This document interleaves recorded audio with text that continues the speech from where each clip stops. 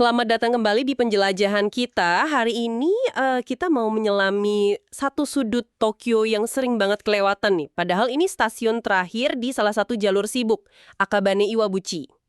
Iya, seringnya orang cuma tahu Akabane ya, padahal Iwabuchi-nya ini punya cerita sendiri. Betul. Nah, sumber kita kali ini campur-campur nih. Ada artikel online, ada catatan sejarah juga. Semuanya ngebahas Iwabuchi.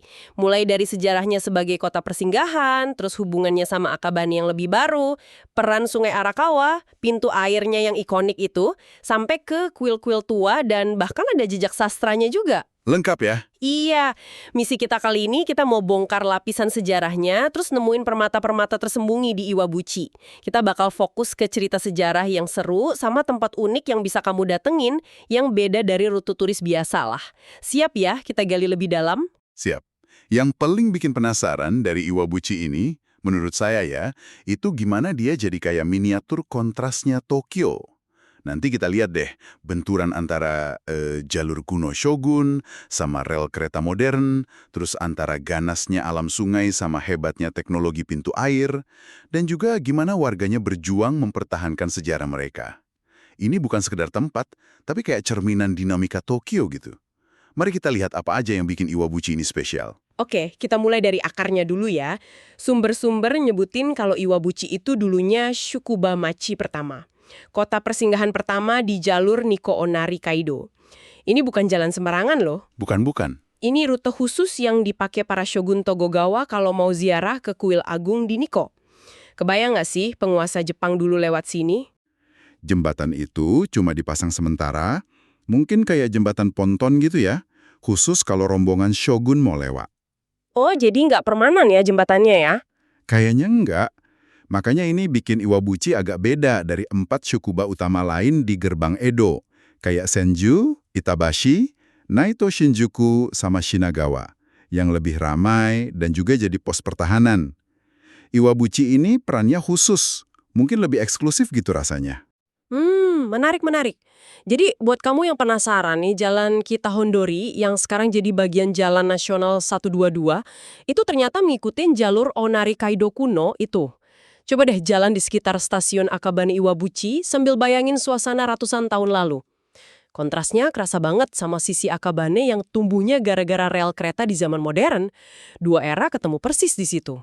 Nah, ngomongin soal nama Iwabuchi sendiri, ada cerita perjuangan yang seru di baliknya. Jadi, habis Perang Dunia Kedua, pas ada penataan ulang alamat, sekitar tahun 60-an lah, nama Iwabuchi itu hampir aja dihapus total. Mau diganti jadi Akabane semua. Loh, kok bisa? Kenapa gitu? Ya, pemerintah waktu itu pengen nyeragamin aja area di sekitar stasiun Akabane. Kan udah jadi pusat keramaian baru tuh. Tapi penduduk lokalnya nggak terima. Wah, sampai segitunya. Terus gimana hasilnya? Mereka protes keras. Bangga banget mereka sama sejarah nama Iwabuchi yang udah ada dari zaman Kamakura paling nggak. Mereka lawan rencana itu katanya sih sampai 8 tahun lamanya. Akhirnya perjuangan mereka berhasil. Sebagian kecil area tetap pakai nama bersejarah Kitaku Iwabuchicho. Nah, makanya nama stasiun gabungan Akabane Iwabuchi itu semacam kompromi gitu. Jadi itu ceritanya kenapa namanya double gitu ya? Iya, mengakomodir pusat modern Akabane sama sejarah Iwabuchi yang dipertahanin warganya. Coba kalau mereka nggak berjuang, mungkin kita cuma kenal stasiun Akabane aja sekarang. Asal namanya sendiri ada beberapa teori. Bisa dari tebing berbatu Iwaba di pinggir Arakawa, bisa juga dari bahasa Ainu katanya, yang artinya dermaga Futo. Kan emang tempat nyebrang ya? Yang jelas, nama ini punya sejarah panjang buat warganya. Ini benar-benar nunjukin sejarah itu hidup ya, nggak cuma di buku.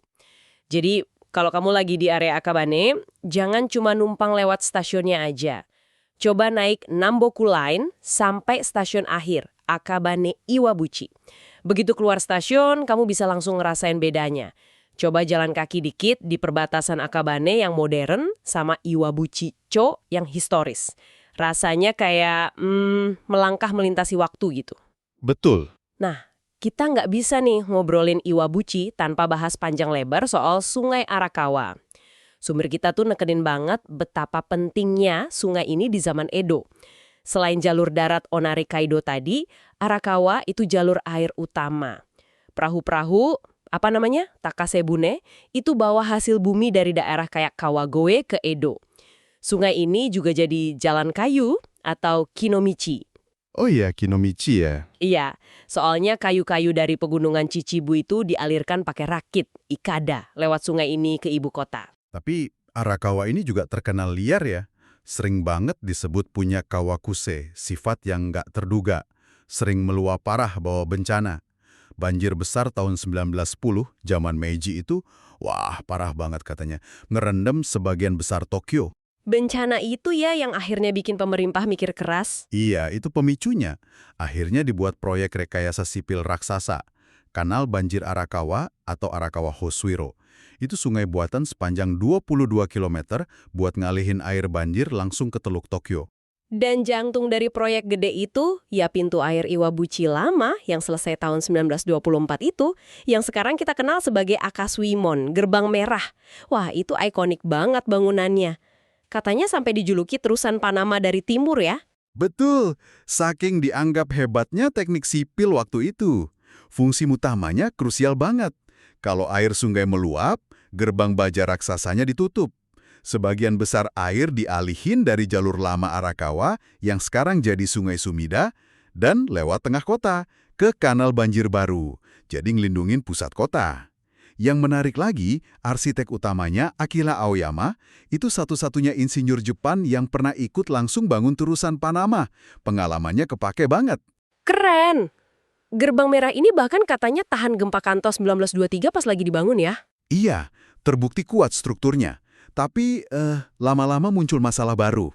Masalah apa lagi? Bukannya udah aman. Masalah utamanya itu penurunan muka tanah, Jiban Cingka. Banyak terjadi di Tokyo setelah perang gara-gara penyedotan air tanah buat industri. Ini bikin gerbang merah itu jadi kayak lebih pendek gitu secara efektif.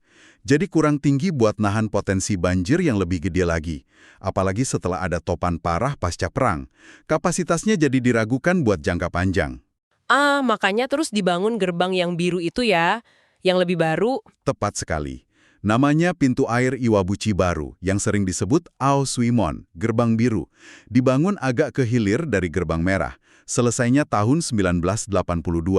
Nah, gerbang biru inilah yang sekarang aktif ngendaliin banjir, udah dirancang buat nahan banjir skala besar. Oke, jadi kalau kamu tertarik nih, pengen lihat langsung jejak sejarah rekayasa air ini, ada beberapa spot menarik yang bisa didatengin. Pertama, ya jelas Gerbang Merah Q Iwabuchi Suimon. Tempat ini, wah, fotogenik banget apalagi sore-sore. Struktur baja merahnya yang megah, kontras sama langit senja, dramatis banget. Cocok buat yang suka foto-foto industrial gitu, atau sejarah. Dekat situ juga ada Museum Air Arakawa, EMUA, itu. Kalau mau tahu lebih detail soal banjir dan penanganannya, sama titik awal jalur sepeda Arakawa yang rame itu juga di sini. Iya, jalur sepedanya enak banget itu. Terus, yang kedua, Gerbang Biru Iwabuchi Suimon dan area percabangan sungainya. Kamu bisa lihat dari dekat gerbang baru yang modern ini lagi kerja, sama titik penting pas Arakawa dipisah dari Sumida. Jalan-jalan atau sepedaan di tanggul sekitarnya juga asyik, pemandangannya luas. Yang ketiga, ada Taman Nakanoshima atau Taman Pintu Air. Ini pulau kecil di antara dua gerbang itu, nyambungnya lewat jembatan di atas gerbang merah.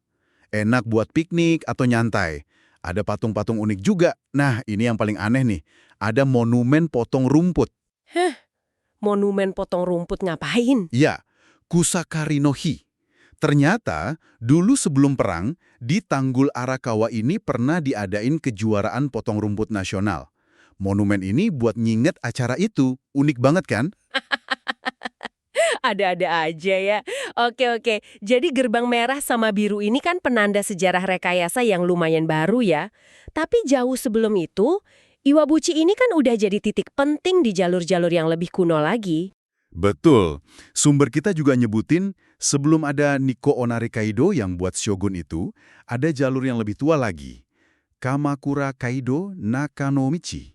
Ini salah satu jalur utama dari zaman Kamakura, nyambungin pusat pemerintahan di Kamakura ke wilayah Kanto Utara. Lebih kayak jalur militer sih fungsinya. Jejak pastinya emang agak samar sekarang, tapi diperkirakan beberapa jalan kecil di area itu ngikutin rute kuno ini. Wah, makin dalam aja nih sejarahnya. Nah, dari jalur kuno, kita pindah ke tempat-tempat spiritual yang tenang dan agak tersembunyi di Iwabuchi. Pertama, ada kuil Iwabuchi Hachiman, Udah dari zaman Muromachi katanya. Ini pusat spiritual penting buat warga, termasuk pelaut sama pedagang yang hidupnya tergantung sama Sungai Arakawa. Lokasinya di bukit kecil, jadi tenang banget. Yang paling menarik di sini, pohon ginkgo raksasa. Usianya lebih dari 300 tahun. Wah, pas musim gugur pasti cakep banget warnanya. Ada juga hutan kecil di sekeliling kuilnya, Shinju no Mori itu. Suasananya pasti beda ya di sana. Terus ada kuil Yakumo. Ini kuil penjaga utama, Shinjusha, buat area Shukuba Iwabuchi. Jadi dewa pelindung spesifik buat komunitas di situ.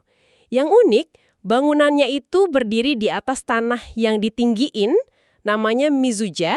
Itu teknik tradisional buat ngindarin banjir Arakawa. Di kompleks ini juga ada kuil air, Mizujinja, yang dipindahin dari pinggir sungai gara-gara proyek pelebaran. Penting banget buat pekerja perahu dulu. Nah, dan yang paling penting nih, di sini ada monumen pelestarian nama kota Iwabuchi.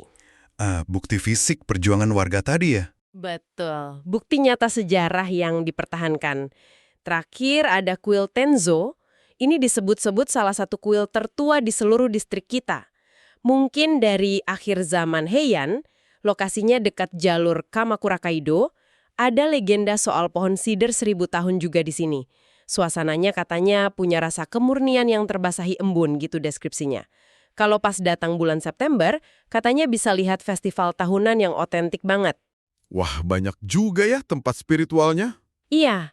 Nah, kita geser dikit nih ke area tetangga, namanya Shimo. Lokasinya di sepanjang sungai Shakuji. Sungai ini punya nama puitis juga, Boksui Gawa. Dulu, zaman Taisho sampai awal Showa, area ini katanya masih kayak pedesaan Musashino gitu, alami.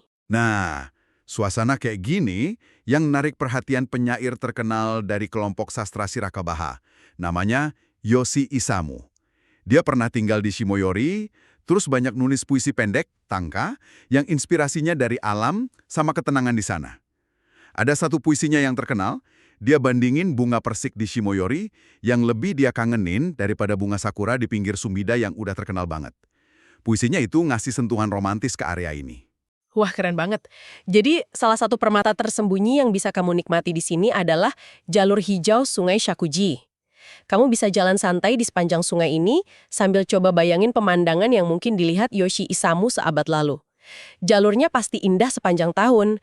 Sambil jalan, coba mampir ke kafe kecil atau toko kue tradisional Jepang, wagashi, yang ada di sekitar situ. Bisa ngerasain suasana slow life yang beda dari hiruk-pikuk Tokyo. Nah, sekarang kita coba kontraskan ya semua ketenangan dan sejarah Iwabuchi tadi sama sisi Akabane yang lebih modern dan penuh energi. Beda sama Iwabuchi yang tumbuh sebagai Shukuba dan pusat transportasi air, Akabane itu mekarnya gara-gara jalur kereta api zaman Meiji. Stasiun Akabane jadi gerbang utama dari utara ke Tokyo, terus setelah perang, area sekitar stasiun jadi tempat ngumpulnya para pekerja. Dan ini yang akhirnya melahirkan surga kuliner rakyat. Sumber, kita gambarin area Akabane Ichibangai Shotengai itu jalan perbelanjaan utama Akabane nomor 1, sama gang-gang kecil di sekitarnya itu sebagai Sakaba Sengoku, medan perang kedai minum. Medan perang ya istilahnya. Iya, soalnya saking banyaknya kedai minum, izakaya, yang dempet-dempetan di sana, semua bersaing nawarin harga murah, suasana akrab, sama makanan enak. Ini pusatnya BQ Gourmet, kuliner rakyat yang enak dan murah meriah. Terutama motsuni, rebusan jeroan, sama hormonyaki, jeroan panggang.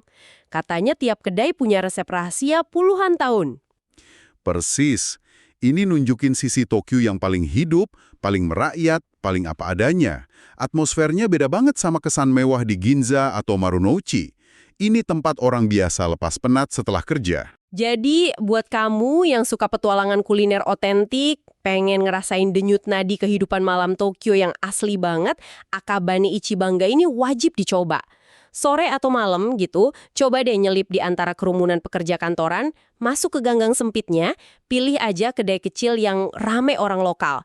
Pesen bir dingin, sepiring hormonyaki, terus rasain deh suasana riuh rendah tapi akrab itu.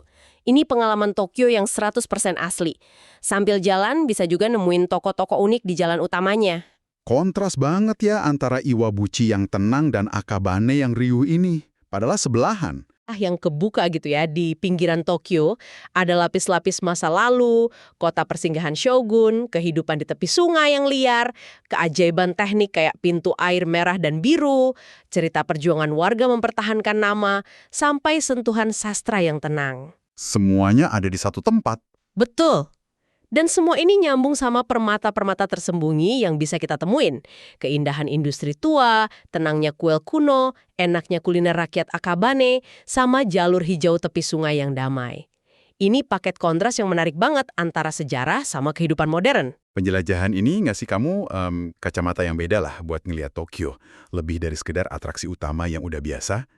Ini tentang nemuin hubungan yang otentik sama sejarah, teknologi, budaya, dan kehidupan lokal yang sebenarnya masih terus bergenyut, walaupun seringkali nggak jadi sorotan utama.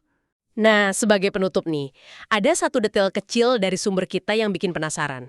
Sempat disebut soal iwabuchi negi, sejenis bawang daun khas lokal yang dulu terkenal tapi sekarang katanya udah hilang seiring modernisasi. Ini jadi bikin mikir ya, kira-kira tradisi lokal apa lagi, atau makanan khas, atau keunikan apa lagi ya, yang mungkin tersembunyi atau udah mulai terlupakan di sudut-sudut lain Tokyo yang luas ini, yang nunggu buat ditemuin lagi. Mungkin pas kamu nanti jalan-jalan, coba deh lihat lebih jeli. Perhatiin hal-hal kecil. Siapa tahu kamu nemuin kisah tersembunyi versi kamu sendiri. Sampai jumpa di penjelajahan kita berikutnya ya.